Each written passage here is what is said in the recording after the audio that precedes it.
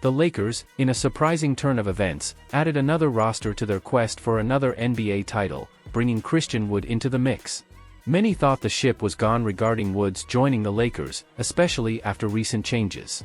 But, against expectations, both parties found common ground, solidifying the team's attack zone. Rob Pelinka, at the start of Summer League, hinted to journalists about his preference for a specific type of big man, different from what Jackson Hayes brought to the table. And now, with Wood on board, it looks like they've gotten their wish. The Lakers roster now stands at 13 players, and they are still actively looking for another commanding presence. There were discussions between the trainer and Anthony during the off-season, recalling the synergy in 2020 when Anthony had a great teammate by his side. With Jackson Hayes in the mix, they achieved a dynamic similar to when Dwight Howard played a crucial role, bringing his strong, kidney-protective style and willingness to act as a tracker especially beneficial to guards like D'Angelo Russell and Austin Reeves. However, the search for another center was not simple. Pelinka has spoken candidly about the team's needs, but finding the right fit has become a challenge, especially with time running out and Christian Wood seemingly out of the equation. But, as discussed earlier in some analyses, the fast-approaching boot camp, less than a month away, may have spurred Wood into action. The urgency to secure a spot possibly influenced his decision, as waiting longer could have left him in a precarious position. If Christian Wood had waited any longer, his chances of making a solid impression on the coaching staff could have dwindled. Particularly after his somewhat disappointing stint in Dallas, he couldn't afford to slip any further. And that urgency is evident in his decision to accept the Lakers' offer, which was essentially a veteran minimum. Indeed, he agreed to a 2-year contract where the first year is pegged at approximately $2.7 million, while the following year, which holds a player option, is just slightly over $3 million. Given the circumstances, it's hard to believe Wood would opt for the second year of this deal. Instead, his strategic move here appears to be using this contract as a platform to re-establish himself. It's essentially a prove your worth contract. And where better to do that than in the glamorous setting of Los Angeles? The city's spotlight will be on him this season. This could either propel his market value for the subsequent season or, unfortunately, tarnish it further. However, let's remain hopeful. I genuinely believe he set himself up in a favorable situation. Now, before delving deeper, a quick note: if you're enjoying this discussion, please show your support by liking, subscribing to the channel, and enabling notifications. This ensures you won't miss any future content. Back to Wood's position with the Lakers, it's promising. While there may be aspects of his game or attitude he might need to tweak, the setup allows him the freedom to play to his strengths. My prediction? The Lakers will likely utilize him as a significant player coming off the bench. Having him in that role could be beneficial for both him and the team.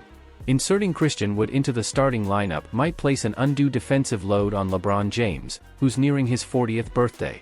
It's clear fans have a penchant for fielding tall players, but this strategy would likely compel either LeBron or Austin Reeves to guard the premier wing player on the opposition, a task Wood isn't cut out for. Such a tactic could jeopardize their defense, compelling LeBron to grapple with formidable defensive challenges game after game. While Reeves has exhibited decent defensive skills, assigning him to defend players of Paul George or Kawhi Leonard's caliber seems fraught with risk. In the current roster setup, Jared Vanderbilt appears to be the optimal choice. The Lakers require someone who can consistently check elite wing players, and Vanderbilt has demonstrated that capability. Max Christie shows promise and might evolve into that role, but expecting that transition immediately might be unrealistic. Given this defensive puzzle, both Wood and Jackson Hayes might find themselves contributing primarily from the bench. However, that doesn't exclude scenarios where they share the court with Anthony Davis, or even pair up together, especially when the opposing team doesn't feature an outstanding wing player. In such instances, the Lakers could experiment with a dual big lineup. Christian Wood's addition provides another advantage. Offensively, the team can rely on his prowess, especially from beyond the arc. Wood has the potential to become one of the Lakers' primary three-point marksmen, not just among their big men but across the entire roster. Evaluating the team's three-point performance from the prior season, Wood would sit in the 4th spot among players who launched more than 4 attempts per game. This indicates his significant value to the team's offensive strategies. As the Lakers strategize for the upcoming season, they'll be presented with a variety of lineup combinations and tactics to test. While challenges exist, the acquisition of players like Christian Wood offers flexibility and depth, paving the way for potential success on the court. Only a few, including D'Angelo Russell, Reeves, and Prince, have outperformed Wood in terms of scoring prowess.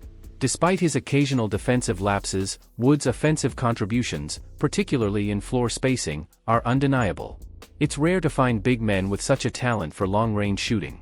This exclusive club includes the likes of Brook Lopez, Jaren Jackson Jr., and a handful of others. The burning question is how Darvin Ham, the Lakers' head coach, plans to leverage Wood's unique abilities. While it's likely Wood will serve primarily in a reserve role, there's speculation about whether he'll be used more as a center, a power forward, or a blend of both, especially when paired with talents like Hayes and Davis.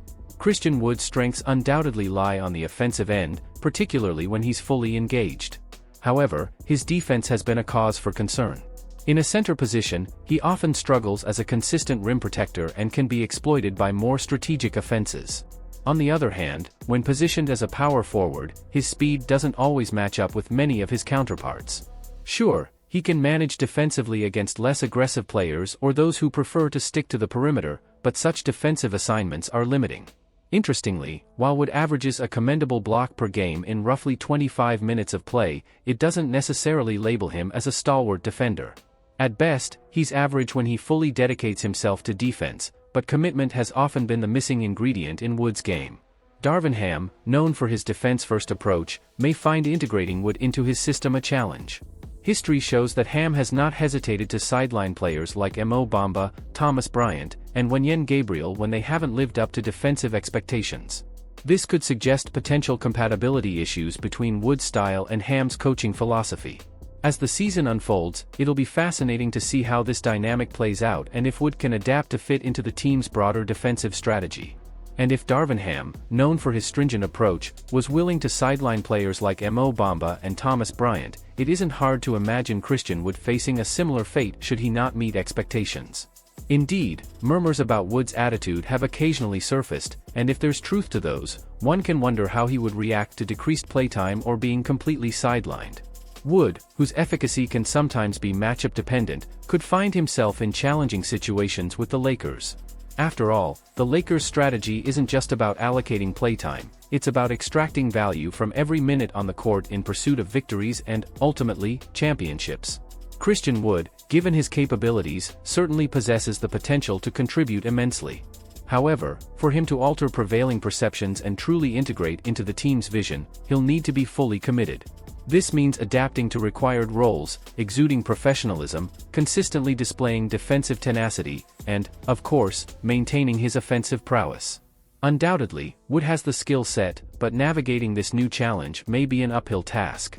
His shift from a whopping $14 million a year to a mere minimum contract serves as a stark reminder of the harsh realities of contemporary NBA dynamics. The league has grown less forgiving for big men who may seem one-dimensional in their approach. To reclaim his former financial stature and silence his critics, Wood must embody all the attributes discussed here and perhaps more. In conclusion, many, including myself, were taken by surprise with the Lakers' decision to bring Christian Wood on board. The move is rife with possibilities but also laden with challenges. It'll be an intriguing journey to watch as the season unfolds, especially considering the high stakes involved for both the player and the franchise. What are your thoughts? Do you agree with Wood's inclusion or did you envision a different path for the team? Share your opinion in the comments section below. If you liked the content, like this video, subscribe to receive more updates and activate the bell to stay up to date with updates. See you later.